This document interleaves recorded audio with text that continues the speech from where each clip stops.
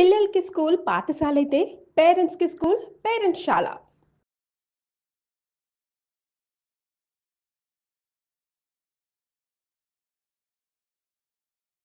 Suman TV presents moms కిచెన్కి స్వాగతం. ప్రేక్షకులందరికీ శ్రావణ మాసం శుభాకాంక్షలు. శ్రావణ మాసంలో మనం 4 శుక్రవారాలు అమ్మవారికి సంబంధించి 4 రకాల నైవేద్యాలను చేసుకుంటాం. మరి అందులో భాగంగా ఈరోజు మొదటి శుక్రవారం ఏం నైవేద్యం చేస్తున్నారో రమగారిని అడిగి తెలుసుకుందాం. నమస్తే రమగారు. నమస్తే జయ.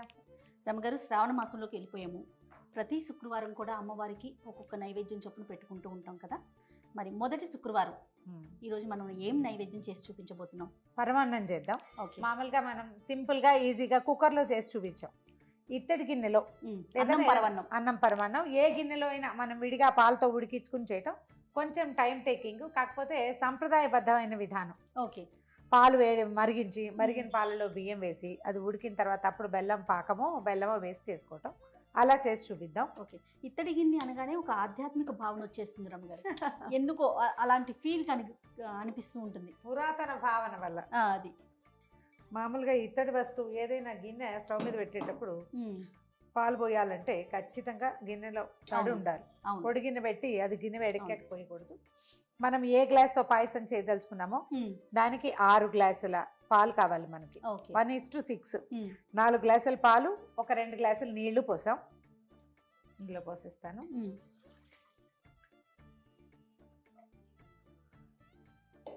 ఒక గ్లాస్ బియ్యం ముందుగానే కడిగి పెట్టుకుందాము. మనకి చిన్న చిట్కా ఏంటంటే పాయసానికి బియ్యం అన్నం చివడ ఉడకాలి, బాగా మెత్తగా అవ్వాలి. కాబట్టి ముందే కడిగి పెట్టేస్తే కొంచెం పాలలో వేసేసరికి బిరుసెక్కుతుంది.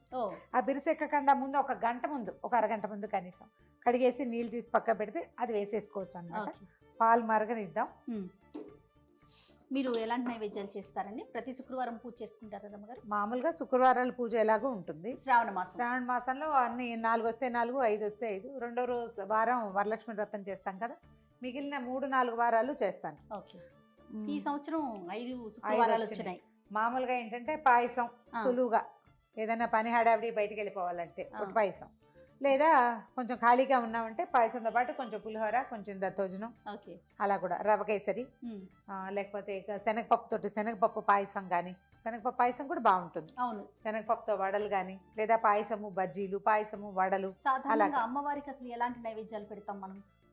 ఇవి అన్నంతో మెయిన్. మామూలుగా అమ్మవారికి మనం లలితా శాస్త్రం వేళలో కనపడతాయి మనకి. పాయసాన్న ప్రియ, తర్వాత ఏమో దధ్యన్నాసక్త హృదయ, తర్వాత ఏమో పులిహోర కూడా అదేమంటారు హరిద్రాన్నైక రసిక, అంటే పులిహోర కూడా అమ్మవారికి ఇష్టం అంటారు. ఇప్పుడు మనం లక్ష్మీ స్వరూపంగా భావిస్తున్నప్పటికీ అమ్మవారికి లలితలో ఏం చెప్పారో అవే ప్రసాదాలు మనం ఇప్పుడు కూడా నైవేద్యం పెడతాం.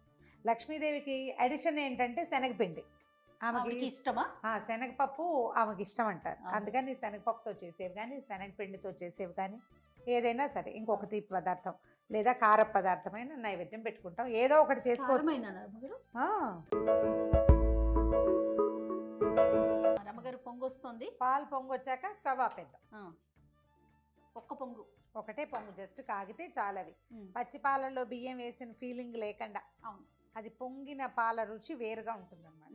ఇప్పుడు మనం కడిగెట్టు పెట్టుకున్న బియ్యాన్ని పాలల్లో వేసేద్దాం.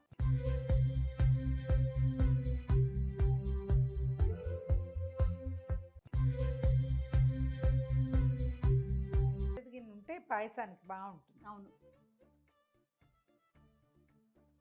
గరిటె పెట్టి ఒకసారి కలిపి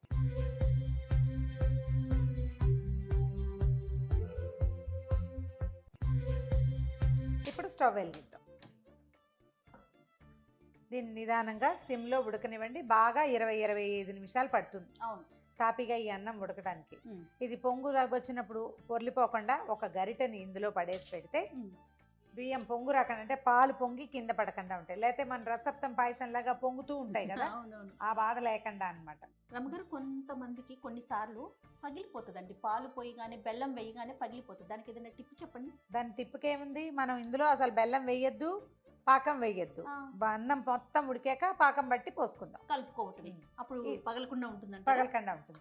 ఈ బియ్యం ఉడికే లోపల మనం ఇంకో పని ఏం చేయాలంటే ఒక్కొక్కళ్ళు చెప్తారు ఏం విరగదు మేము చేసాము అని. లేదు రమ్మగారు, మనకేంటంటే డిపెండ్స్, ఒక్కొక్కసారి విరుగుతుంది ఒక్కోసారి విరగదు. అలా విరిగితే ఏమనిపిస్తుంది అంటే మనం దేవుడికి పెట్టుకునే నైవేద్యం కదా అమ్మకి, అప్పుడు ఏం చేయాలి? ఒకలాంటి ఫీల్, గిల్టీ ఫీల్, అయ్యో విరిగిపోయింది అని అనిపిస్తుంది. నాకు గిల్టీ ఫీల్ ఉండదు. మెథడ్ తెలుసుకుంటే మంచి మెథడ్ ఎలా చేస్తే పగలకుండా ఉంటుందని తెలుసుకున్నాం అనుకోండి. ఏమిటో గిల్టీ ఫీల్ కాదు జయ, వస్తువు వృధా అయిపోతుంది, అది తినలేము పడేయలేము, అమ్మవారికి పగిలిపోయింది పెట్టలేము. అది మెయిన్ గిల్టీ ఫీల్ అంటే అమ్మవారికి పెట్టలేం కదా, అక్కడ అప్పుడు ఇంకోటి చేసుకోలేము. ఈజీ మెథడ్ ఏం లేదు. మనం ఒక గ్లాసు బియ్యం పెట్టుకున్నాం, చిన్న గ్లాసున్నర బెల్లం ఓకే చిన్న గిన్నెలో వేయండి, కాసిన నీళ్లు పోయండి, ఇందులో స్టవ్ మీద పెట్టేయండి. ఓకే, దీన్ని చక్కగా కరిగి ఒక తీగ కూడా రావక్కర్లా, బెల్లం బాగా Just గట్టిగా కరిగితే కరిగిపోతే చాలు. ఈ ఉడికే లోపల అది కరిగి చక్కగా చల్లారి కూర్చుంటుంది. దీంతో పాటే స్టవ్ మీద పెట్టేస్తే ఓకే, ఒకసారి గరిటేసి కదా బెల్లం కరుగుతోందండి. కొత్త పాత బెల్లం ఇలాంటి ఫీలింగ్స్ ఉంటాయి, దీని వల్ల విరిగిందేమో దాని వల్ల విరిగిందేమో అనే ఒక ఆలోచన వచ్చేస్తా ఉంటుంది. కాజేయ ఇవాళ రేపు బెల్లం సరిగ్గా పక్వంగా ఉడకనివ్వటం లేదంటే పాకం చూడైతే టంగు గడ్డలా ఉంటుందా, అవును, దాన్ని కొడితే మన శక్తియుక్తులన్నీ నశించిపోతాయి. అది అవును. మెత్తగా తునుగుతుంది, లోపల నుంచి పాకం వస్తుంది. అవును, సరిగ్గా వండకపోవటం వల్ల వస్తుంది. తర్వాత ఏమో ఉప్పు ఒకటి సాల్టీగా ఉంటాయి, దాని వల్ల కూడా విరిగిపోతుంది. అనుమానాలు లేకుండా మనం పాకం పట్టుకుంటే అది కొత్తది పాతది లేదు. శుద్ధది గట్టిది ఏదైనా సరే అంతే, నోరు మూసుకుని కూర్చుంటుంది, చక్కగా చెప్పిన మాట వింటుంది అవును, అనమాట. అవును. కట్టె వంకర పొయ్యి తీరుస్తుందని ఒక సామెత ఉంది తెలుసా, అది స్టవ్ తీర్చేస్తుంది అనమాట. అవును, కరిగిపోనిచ్చి స్టవ్ ఆపేసి ఓకే, అన్నం దగ్గర పడిపోయింది చూసావా జయ. అవునండి, మనం గరిటేసి పెట్టాం కాబట్టి పాలు పొంగలేదు, అవునవును, మనం మళ్ళీ మళ్ళీ చూడక్కర్లేకుండా నిదానంగా ఉడికిపోయింది. ఇప్పుడు ఏం చేద్దామంటే దీనికి పక్కన పెడదాం. ఈ ఉడుకు కొంచెం ఆగాక గనక మనం బెల్లం పాకం వేసుకుంటే, అంటే వేడి మీద పోసేస్తే పగిలిపోతాయి, కాస్త ఆగితే ఇప్పుడు 2 నిమిషాలు దీని పక్కన పెట్టామనుకో దాని దారిన అది అవుతుంది. ఈ లోపల స్టవ్ వెలిగించు, మనం జీడిపప్పులు కిస్మిస్లు ఇది పట్టుకో, ఇది మన మాట విందు వేయించేసుకుందాము. స్టవ్ సిమ్లో పెట్టా. పాయసాలు ఇలాంటివి నైవేద్యం పెట్టుకునేవి ఆవు పాలతో చేసుకుంటే బాగుంటాయి జయ. అవును, మనకి అందుబాటులో ఉంటాయి, అవకాశం ఉంటాయి, ప్యాకెట్లు కూడా దొరికేస్తున్నాయి కదా. అవునవును,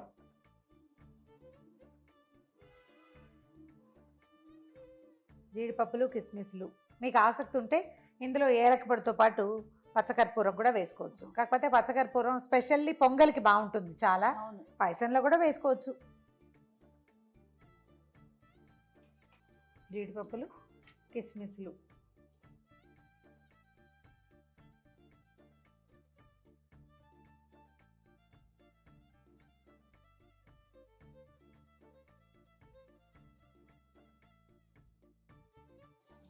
పప్పులు వేగిపోయినాయి, స్టవ్ ఆపేసి ఓకే వేసేయండి. ఇప్పుడు దాన్ని దీని మీద పెట్టు, వేడి వేడి వేడి సర్దుకుంది కదా. ఇప్పుడు మనం కరగబెట్టుకున్న బెల్లాన్ని ఇందులో పోసేద్దాం. మనం ఏం చేస్తామంటే పాయసాన్ని కొంచెం గట్టిగా ఉంచుకున్నాం కదా, ఇప్పుడు బెల్లం పాకం పోసేస్తే ఇది ఒక్క రవ్వ పలచబడుతుంది. దీన్ని వడపోయటం లేదు, ఎందుకంటే మనం తేర్చి పోసేసుకుంటున్నాం. చాలాసేపు అయింది కదా, చల్లారిపోయింది కాబట్టి అందులో ఇంకా ఏమీ ఇబ్బంది ఉండదు. ఏదైనా చిన్న గసి ఉంటే అడుక్కి చేరిపోతుంది. ఇగో విరగలేదు, చక్కగా వచ్చేసింది అనుమానం లేకుండా. ఇది మన బెల్లం తీసుకున్న రంగును బట్టి దీని రంగు వస్తుంది. బెల్లం కొంచెం ముదురు రంగు దొరికింది అనుకో, పాకం బాగా చక్కగా పాయసం మంచి yellowish-గా వస్తుంది, గోల్డెన్ బ్రౌన్లో.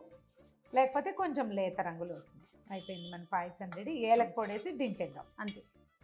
ఫ్రెష్గా కొట్టిన ఏలక పొడి వేసి దించేద్దాం. ఓకే, చక్కగా లూజ్గాను లేదు టైట్గా లేదు, కరెక్ట్గా వచ్చింది రమ్మగారు. ఇది ఇప్పుడు స్టవ్ మీద ఉంది కదా, అవును, ఒక గంటకి మనం నైవేద్యం పెట్టి మనం ప్రసాదం పెట్టుకునే టైంకి ఇది స్పూన్తో తీసుకునేలాగా వచ్చేస్తుంది. పాకం కరెక్ట్గా సెట్ అవుతుంది అనమాట. చిక్కగా బాగా టంగుగా కావాలంటే బెల్లంలో నీళ్ళు తక్కువ పోసుకోవటమే. మనం ఇట్లా ఇలా ఈ కన్సిస్టెన్సీ కోసం నీళ్ళు ఎక్కువ పోసాం, నీళ్ళు తగ్గిస్తే కొంచెం చిక్కగా వస్తుంది అంతే. అయిపోయింది మన పాయసం రెడీ. కొంచెం నెయ్యి వేసి పాత్రలోకి తీసుకుందామా? సరే, పాత్రలోకి తీసాక వేసుకుందాం. వేడి వేడి పాయసం తయారుగా ఉంది జయ. అమ్మవారికి నివేదన చేసేయటమే. అయితే వేడి పాయసాలు నివేదన చేయకూడదు, కొంచెం చల్లారనివ్వాలంటారు. కొద్దిగా చల్లారి నుంచి అంటే పొగలు కక్కుతున్న దాన్ని పెట్టకూడదు, కొంచెం గ్యాప్ ఇవ్వాలి. దీని మీద చక్కగా ఒక స్పూన్ మంచి నెయ్యి వేసి అంతే. అమ్మవారికి నివేదన చేసుకోవటమే. ఇంకా ప్రసాదము అంటే మనం ప్రతిసారి కూడా చేసేది ఇంతే కదా రమ్మగారు. అంతే, పరమాన్నం పాయసం, అని, పొంగలి, చక్కెర పొంగలని, పొంగల్ చేస్తాము. పులిహోరని ఇవే కదా. అంతే, మరి మరొక ప్రసాదంతో మళ్ళీ కలుద్దామండి. తప్పకుండా. నమస్తే రమ్మగారు. నమస్తే జయ.